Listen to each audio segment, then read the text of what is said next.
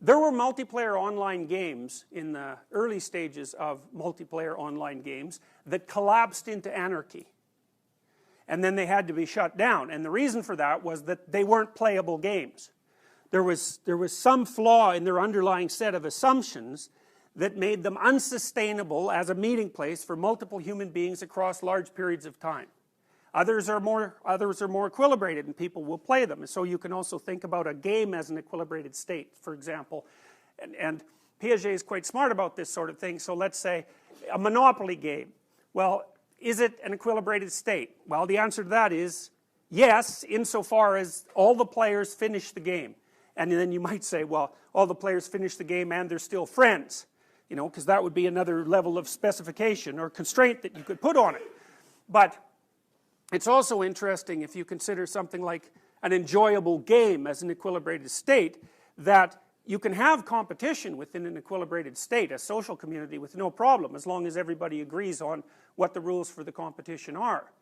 You know, and so Piaget actually regarded competition as a necessary element of games, because he said that a game, it's so interesting. He actually thought of competition in some sense as necessarily tied in with cooperation.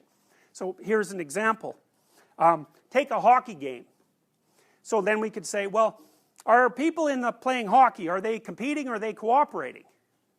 And the answer to that is, well, it's pretty hard to distinguish, because all the players within a given team are cooperating insofar as they're a given team. And what that means is that each player is trying to climb the hierarchy of competence within the team, but at the same time maximizing the probability that the team will be successful across multiple games. And so that means that there's a set of constraints around how that player has to interact with his teammates, right? He has to work in a manner that enables the development of his teammates, because otherwise it's like a psychopathic strategy. It's a bad long-term strategy.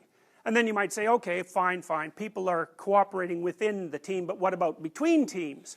And then the answer to that is, well, they're cooperating insofar as they follow the rules, you know, and that they don't bring a basketball to the hockey game, or a chess set to the hockey game, because obviously you can't play chess and hockey at the same time. And so everybody's agreed to act out a certain set of behavioral constraints, and insofar as they're doing that, that's a cooperative maneuver. So that's pretty interesting too. Piaget actually believed that children couldn't become social until, so at their earliest stages of development, as far as Piaget was concerned, children in some sense were playing by themselves. And the reason they're doing that is because they're not very organized yet. Their bodies are sort of not completely under their control. So you could think of a child as a non-equilibrated set of quasi-functional and quasi-unified knowledge subsystems. So for example, when a child is born and they're laying on their back, their arms are kind of floating around like this. And the reason for that is their arms aren't myelinated yet.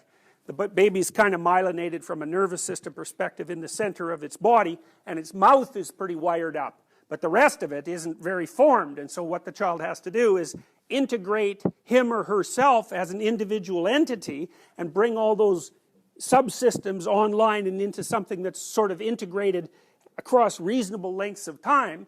And then the next goal is to do that with someone else, and that's about 3 years old when social play starts. So then if you and I are playing, and we're playing, say, pretend play, we're going to say, well, we're going to do X, you know, we'll lay out the ground rules, we're going to do X, and we can compete to get towards X.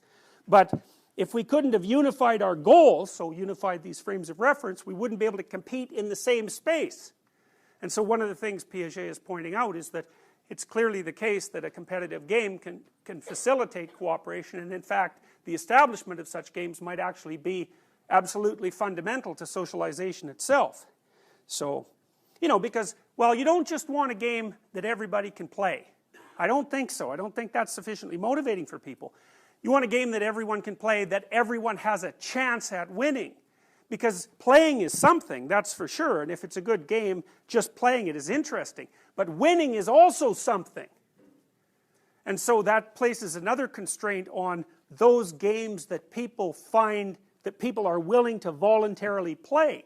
You know, and one of the things that you can think about with regards to the 20th century is that the 20th century was an experiment in producing games that were predicated on rational assumptions about the nature of mankind. So for example, the communists said, well, from each according to his ability, to each according to his need, which sounds like a pretty reasonable proposition, right? So you should work as hard as you can and give what you can to the community, and if you need something from the community, then it should be given to you. And you think, well, you know, that seems like a pretty positive presumption, you know, and there were other presumptions that went along with the theory as well, like the fact that private property was something that was a scourge and to be eliminated. And so, you know, lots of societies set that game up as an experiment in some sense, and we found out very, very rapidly that it didn't work.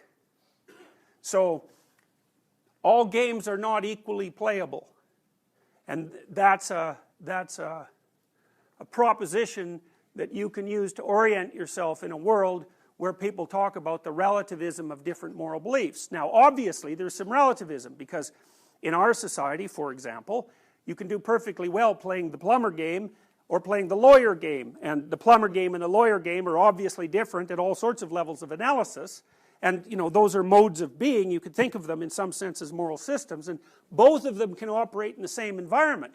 So even in an equilibrated state, there's room for a fair bit of variability, but it's variability within boundaries, just like the play when you're playing a complex game is variable within boundaries. You know, and most games that are enjoyable to play multiple times set out some pretty serious constraints, but within that system of constraints they enable a lot of freedom. So, all right.